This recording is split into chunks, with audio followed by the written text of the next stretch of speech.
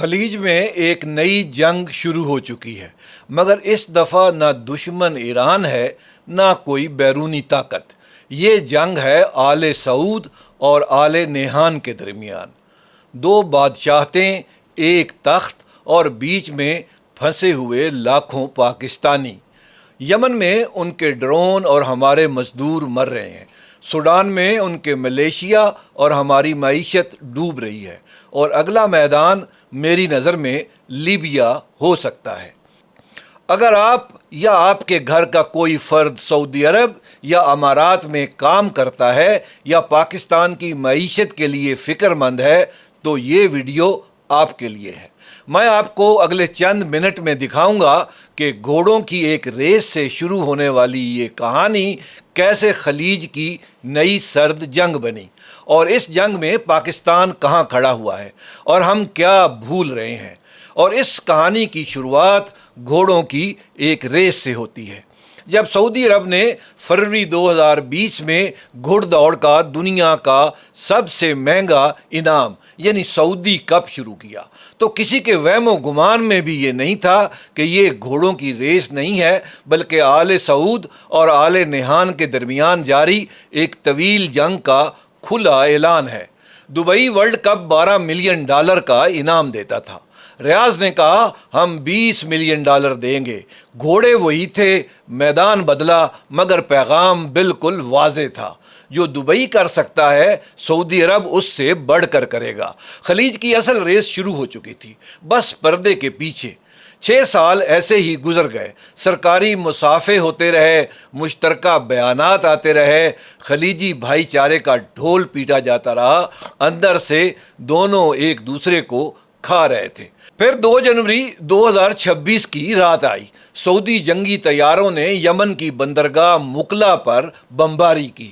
نشانہ نہ ایرانی ہتھیار تھے نہ ہوتی، نشانہ تھا متحدہ عرب امارات کا اسلحہ، اپنے پڑوسی کا، اپنے اتحادی کا، اپنے پرانے دوست کا اسلحہ۔ اس رات سعودی عرب نے پوری دنیا کو بتا دیا کہ خلیج میں ایک نئی جنگ شروع ہو چکی ہے، جس میں نہ کوئی بیرونی دشمن ہے نہ ایرانی سازش۔ یہ جنگ ہے آل سعود اور آل نیہان کے درمیان، 2 بادشاہتیں، ایک تخت اور لاکھوں بے گناہوں کی قسمت داؤ پر۔ اب ہم اصل سوال کی طرف آتے ہیں۔ سوال یہ ہے کہ یہ لڑائی اتنی ذاتی کیوں ہو چکی ہے؟ یہ کہاں سے شروع ہوئی اور پاکستان تک کیسے جا پہنچی؟ مگر یہ لڑائی ہوئی کیوں ہے؟ ان دونوں میں سے کون استاد تھا اور کون شاگرد؟ اور شاگرد نے کب اور کیسے استاد کی کرسی خود سنبھال لی؟ یہ شاہی کہانی سننے والی ہے۔ ہماری یہ کہانی بہت دلچسپ ہے اور 2 آدمیوں کے گرد گھومتی ہے، محمد بن زائد اور محمد بن سلمان۔ یہاں سے سب کچھ ذاتی ہو جاتا ہے۔ محمد بن زائد، جنہیں دنیا MBZ کے نام سے جانتی ہے، ابو ظبی کے حکمران اور متحدہ عرب امارات کے صدر ہیں۔ وہ 1961 میں پیدا ہوئے، یعنی MBS سے پورے 24 سال بڑے ہیں۔ برطانوی Royal military academy send Hurst سے تعلیم یافتہ، فوجی پائلٹ اور 3 دہائیوں سے خلیج کی سیاست کے خاموش معمار۔ جب MBS ابھی محل کے اندر اپنی پہچان بنا رہے تھے، اس وقت تک MBZ افغانستان میں فوجیں بھیج چکے تھے، صومالیہ میں بندرگاہیں خرید چکے تھے، سوڈان میں پراکسی فوج کھڑی کر چکے تھے، اور ایتھوپیا اور ایریٹریا کے درمیان امن معاہدہ کروا چکے تھے، جس کا نوبیل انعام ابی احمد کو تو ملا، مگر اصل کریڈٹ MBZ کا ہی تھا۔ MBZ وہ شخص ہے جسے فوربس میگزین نے لٹل اسپارٹا کا معمار لکھا۔ پھر 2015 میں سعودی عرب میں شاہ سلمان نے تخت سنبھالا۔ ان کا بیٹا محمد بن سلمان صرف 29 سال کا تھا، مال میں نسبتاً غیر معروف اور طاقت کی دوڑ میں بہت پیچھے۔ اسے ایک سرپرست کی ضرورت تھی۔ MBZ نے موقع دیکھا۔ MBZ نے اپنا پورا وزن MBS کے پیچھے ڈال دیا، مغربی حکومتوں میں لابنگ کی، سعودی فوجی اور تجارتی اشرافیہ کو قائل کیا۔ نتیجہ یہ نکلا کہ 29 سال کی عمر میں MBS سعودی عرب کے وزیر دفاع بن گئے اور پھر ولی عہد۔ یہ MBZ کی سرمایہ کاری تھی، اور سرمایہ کاری کا مطلب منافع ہوتا ہے۔ MBZ سمجھتے تھے یہ لڑکا میرا قرض دار ہے۔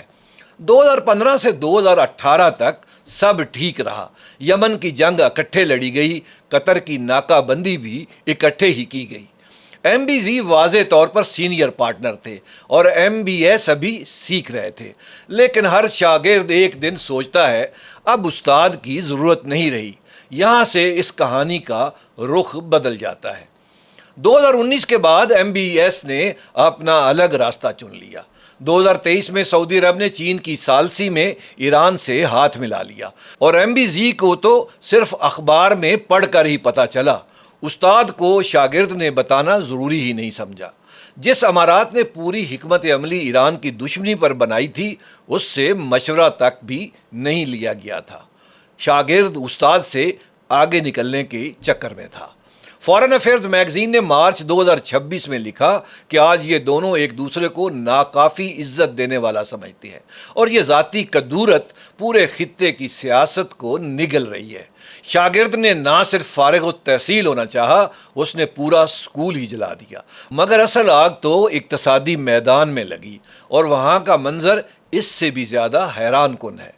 جنگ صرف ٹینکوں اور ڈرون سے نہیں جیتی جاتی، اصل مقابلہ پیسے، سیاحت اور سرمایہ کاری سے ہوتا ہے، اور یہاں امارات کے پاس وہ کارڈ ہے جو سعودی عرب شاید کبھی نہیں کھیل سکتا۔ سعودی عرب خلیج کی سب سے بڑی معیشت تو ہے، لیکن دبئی نے اسے دہائیوں تک پیچھے کیسے چھوڑ دیا، اور جو کام سعودی عرب کر ہی نہیں سکتا وہ کیا ہے؟ سعودی عرب خلیج کی سب سے بڑی معیشت ہے، سب سے زیادہ آبادی، سب سے زیادہ تیل، دنیا کے دو مقدس ترین شہروں کا محافظ۔ مگر حقیقت یہ ہے کہ دنیا نے خلیج کا پتہ دبئی کو ہی سمجھ لیا ہے۔ سرمایہ کاری ابوظہبی میں ہوتی ہے، ریاض صرف تیل فراہم کرتا ہے۔ یہ ایک طرح سے خجالت ہے جو ایم بی ایس کے اندر آگ کی طرح جل رہی ہے، اور ویژن 2030 جو اپریل 2016 میں لانچ ہوا، اس آگ کا جواب تھا۔ یہ صرف ایک ترقیاتی منصوبہ نہیں تھا، یہ پکڑ لینے کی دوڑ تھی، یہ پکڑ لینے کی خواہش تھی۔ سعودی عرب نے سیاحتی ویزے دینا شروع کر دیے، سینما گھر بھی کھل گئے، موسیقی کے کانسرٹ بھی ہونا شروع ہو گئے، فارمولا 1 کا ٹریک بھی بن گیا۔ ہر قدم پر دبئی کے لیے یہ پیغام تھا، جو تم کرتے ہو ہم بھی وہ کر سکتے ہیں، اور ہم تم سے بڑا کریں گے۔ اوپیک میں بھی یہی تصادم ہوا۔ سعودی عرب کو ویژن 2030 کے اربوں ڈالر کے اخراجات کے لیے اونچی تیل کی قیمتیں چاہیے تھیں۔ امارات، جس کی معیشت اب بہت متنوع ہو چکی تھی، زیادہ تیل نہیں نکالنا چاہتا تھا۔ آخر 28 اپریل 2026 کو امارات نے اعلان کیا کہ وہ 1 مئی سے اوپیک اور اوپیک پلس سے باہر نکل رہا ہے۔ خلیج کا دوسرا اور دنیا کا چوتھا بڑا تیل پیدا کرنے والا ملک اب اس کارٹل کو خیر باد کہہ گیا۔ 2027 تک روزانہ 50 لاکھ بیرل تیل نکالنے کا ارادہ ہے۔ یہ محض اقتصادی فیصلہ نہیں تھا، یہ اعلان تھا۔ اب ہم ریاض کے ایجنڈے پر نہیں چلیں گے، مگر ایک دیوار ہے جو سعودی عرب کبھی بھی نہیں توڑ سکتا۔ متحدہ عرب امارات میں شراب ملتی ہے، کال گرلز بھی مل جاتی ہیں۔ سیاحت کا پورا ماڈل اس اصول پر چلتا ہے کہ آنے والے کو جج نہیں کیا جائے گا، قانون اپنی آنکھ بند کر لیتا ہے۔ راس الخیمہ میں تو 5.1 ارب ڈالر کی لاگت سے ون ریزورٹ کا کسینو تعمیر ہو رہا ہے، جو کہ اگلے سال 2027 کے اوائل میں کھل جائے گا۔ خلیج کا پہلا لائسنس یافتہ کسینو، جس کا gaming floor one Las Vegas سے 10 گنا بڑا ہے۔ سعودی عرب یہ کبھی نہیں کر سکتا، اس لیے نہیں کہ وہ کرنا نہیں چاہتا، اس لیے نہیں کہ وہ کر نہیں سکتا۔ آل سعود کی جائز حکومت کا دعویٰ مکہ اور مدینہ کی سرزمین سے جڑا ہوا ہے۔ ایم بی ایس نے بہت کچھ بدلا اور بہت کچھ بدلیں گے، مگر اس بنیاد کو ہاتھ نہیں لگا سکتے جو حکومت کی جڑیں ہلا دے گی۔ سعودی عرب کبھی بھی امارات کی طرح کوئی ایسا کام نہیں کر سکتا جو اسلامی اصولوں کے خلاف ہو، مکہ اور مدینہ کے مقدس شہروں کی تقدیس کے خلاف ہو۔ یہ وہ ریڈ لائن ہے جو ویژن 2030 کے کسی بھی ٹریلین ڈالر سے ختم نہیں ہو سکتی۔ مگر اقتصادی جنگ تو کاغذوں پر لڑی جاتی ہے، اصل خون تو یمن میں بہا، سوڈان میں بہہ رہا ہے، اور اگلی باری کس کی ہے وہ نام سن کر آپ چونک جائیں گے۔ دو ملکوں کے درمیان سرد جنگیں دوسرے ملکوں میں گرم ہوتی ہیں، اور اس جنگ نے بھی یہی کیا۔ سرد اور گرم جنگوں، جن کو ہم پراکسی وارز کہتے ہیں، ان کا آغاز یمن سے شروع ہوا۔ 2015 میں سعودی عرب اور امارات نے مل کر حوثیوں کے خلاف جنگ شروع کی، مگر آہستہ آہستہ مقاصد الگ ہوتے گئے۔ سعودی عرب یمن کی مرکزی حکومت چاہتا تھا، اور امارات نے جنوبی علیحدگی پسند تحریک سدرن ٹرانزیشنل کونسل کو اپنا ہتھیار بنا لیا۔ دسمبر 2025 میں اس تحریک نے حضرموت اور میرا کے صوبے قبضے میں لے لیے، وہ صوبے جو سیدھے سعودی سرحد سے لگتے ہیں اور جہاں یمن کا 80% تیل ہے۔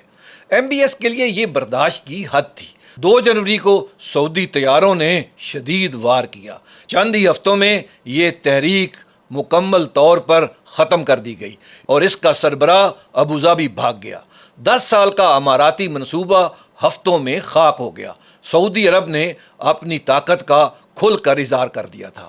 استاد کو شاگرد نے کھلے عام شکست دے دی تھی۔ سوڈان کی کہانی اس سے بھی زیادہ سیاہ کہانی ہے۔ سعودی عرب جنرل برہان کی باقاعدہ فوج کے ساتھ ہے، اور امارات ریپڈ سپورٹ فورس کے ساتھ۔ یہ باغی فورس ہے جس پر اقوام متحدہ نے دارفور میں ہولناک مظالم کا الزام لگا رکھا ہے۔ دنیا کا بدترین انسانی بحران، اور 2 خلیجی بادشاہتیں اس ہولناک بحران میں مختلف طرف سے ہتھیار ڈال رہی ہیں، ہتھیار دے رہی ہیں، پیسے دے رہی ہیں، وسائل دے رہی ہیں۔ ادھر صومالیہ میں امارات کی کمپنی DP ورلڈ نے بندرگاہیں خرید لی تھیں۔ جنوری 2026 میں صومالیہ نے تمام اماراتی سیکیورٹی اور سمندری معاہدے منسوخ کر دیے۔ سعودی عرب صومالیہ میں لاس کرے بندرگاہ پر اپنا بحری اڈہ بنانے کا ارادہ رکھتا ہے۔ اب اگلا میدان کیا ہوگا؟ میری نظر میں اگلا میدان لیبیا ہے۔ لیبیا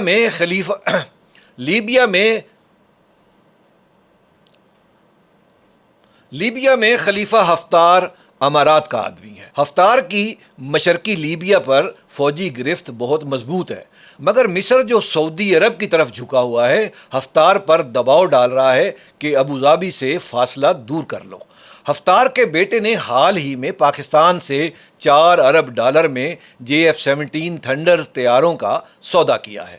یہ طیارے چین کے تعاون سے پاکستانی ساختہ ہیں، اماراتی نہیں۔ جب حفتار پوری لیبیا پر قبضہ کرنے کی کوشش کرے گا، اور وہ کرے گا تو ضرور، تو وہ سعودی اور پاکستانی حمایت کے ساتھ کرے گا۔ ابوظہبی کا جواب آئے گا۔ لیبیا اگلا یمن ہے۔ فی الحال بارش سے پہلے کی خاموشی ہے۔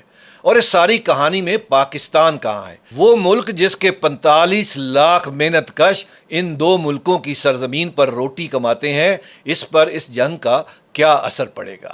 اب سب سے تکلیف دہ حصہ یہ ہے کہ یہ شاہی غرور اور تیل کی سیاست پاکستان کے گھر تک کیسے پہنچی، اور ہم نے خود کو کس طرف کھڑا کر لیا ہے۔ پاکستان نے یہ رقابت چنی نہیں، مگر اس رقابت نے پاکستان کو چن لیا ہے۔ ستمبر 2025 میں پاکستان نے سعودی عرب کے ساتھ دفاعی معاہدہ کیا، نیٹو جیسی شرط کے ساتھ۔ ابوظہبی نے یہ معاہدہ سنا اور فیصلہ کر لیا۔ امارات نے اسلام آباد سے $3.5 ارب واپس مانگ لیے، پاکستان کے کل زر مبادلہ ذخائر کا تقریباً 5واں حصہ، ایک ہی جھٹکے میں ایک ہی دن۔ سعودی عرب اور قطر نے فوری طور پر $5 ارب کا انتظام کر دیا۔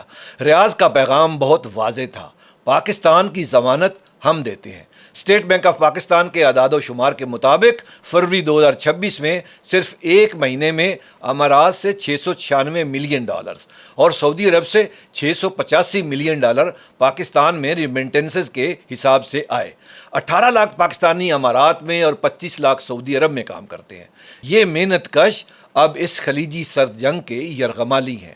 اتحاد ایئر ویز نے 15 پاکستانی ملازمین کو 48 گھنٹے کا نوٹس دے کر نکال دیا ہے۔ یہ ایک اشارہ ہے، کوئی حادثہ نہیں۔ پاکستان نے بھی اپنا رخ اب چن لیا ہے، لیکن دونوں طرف کی کمائی پر انحصار کرنا کب تک ممکن ہے؟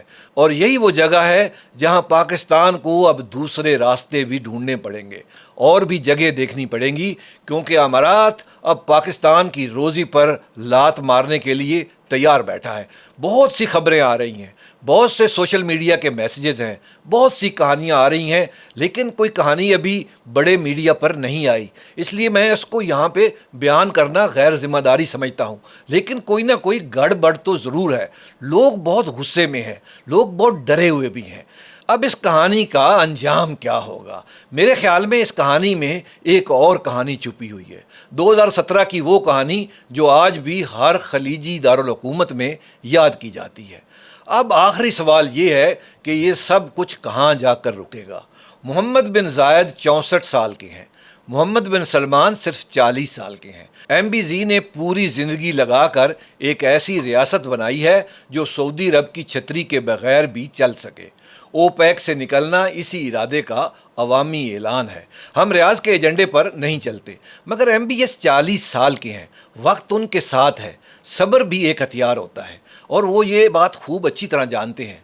CSIS वाशिंगटन ने मार्च 2026 में लिखा कि ये तनाज़ा अब स्ट्रक्चरल है, ये कोई आर्जी तनाज़ा नहीं है, ये स्ट्रक्चरल है, ये देर तक चलेगा। यानी ये किसी एक गलत फहमी का नतीजा नहीं है, ये दो अशख़ास के दरमियान कोई ज़ाती जंग नहीं है, बल्कि ये दो कौमी विजन्स के बुनियादी तसादम की पैदावार है। याद कीजिए 2017 को जब सऊदी अरब ने कतर को बंद कर दिया था, खुराक, पानी, फ़िज़ाई रास्ते, सब कुछ। नाकाबंदी 3 साल तक चली। कतर खैर बच निकला, तुर्की की मदद से, ईरान की मदद से और अपनी गैस की वजह से, मगर पैगाम बड़ा वाज़ेह था, जो हमारे मदार से बाहर जाएगा उसको इसकी कीमत अदा करना पड़ेगी। मुत्तहिदा अरब अमारात आज बिल्कुल उसी रास्ते पर चल निकला है जिस पर कतर 2017 में था, बस इसका स्केल लाखों गुना बड़ा है। अमारात को बंद नहीं किया जा सकता, अमारात का ब्लॉकेड नहीं किया जा सकता। वो दुनिया का तीसरा बड़ा तेल बरामद करने वाला मुल्क है, आलमी मालियाती मरकज़ है और दुनिया की सबसे बड़ी एयरलाइनों का घर है। उसे बंद करने वाले शायद खुद डूब जाएंगे। इसलिए तरीक़ा कार अब मुख्तलिफ होगा, मकसद वही रहेगा। यमन में अमारात का नेटवर्क ख़त्म हो चुका है, सोमालिया में भी तकरीबन ख़त्म हो गया है, लीबिया अब अगला पड़ाव है, सूडान में भी दबाव बहुत बढ़ रहा है। एक एक प्रॉक्सी वार को सऊदी अरब काट रहा है, एक एक इत्तेहादी छीना जा रहा है। ये कोई खुला मुआसरा तो नहीं है, कोई ब्लॉकेट तो नहीं है, ये आहिस्ता आहिस्ता घेरने की हिकमत अमली है। घोड़ों की रेस से शुरू होने वाली ये कहानी अब शहरों को तबाह कर रही है, इंसानों को बेघर कर रही है और पूरे खित्ते को नए सिरे से तकसीम कर रही है। खलीज की तारीख गवाह है, जब आले सऊद ने किसी को सबक सिखाने का इरादा किया तो वो पीछे नहीं हटता। याद रखें, ये घोड़ों की रेस अभी ख़त्म नहीं हुई, ये तो अभी शुरू हुई है। लेकिन सवाल ये है कि पाकिस्तान कितना अरसा दोनाली बंदूक लेकर दोनों के सिरों पर खड़ा रहेगा और फिर इसकी कीमत कौन चुकाएगा। आज के वीडियो में बस इतना ही। अगले वीडियो तक मुझे इजाज़त दें, लेकिन जाने से पहले मेरे चैनल को सब्सक्राइब ज़रूर कीजिएगा। अल्लाह हाफिज़ व निगहबान।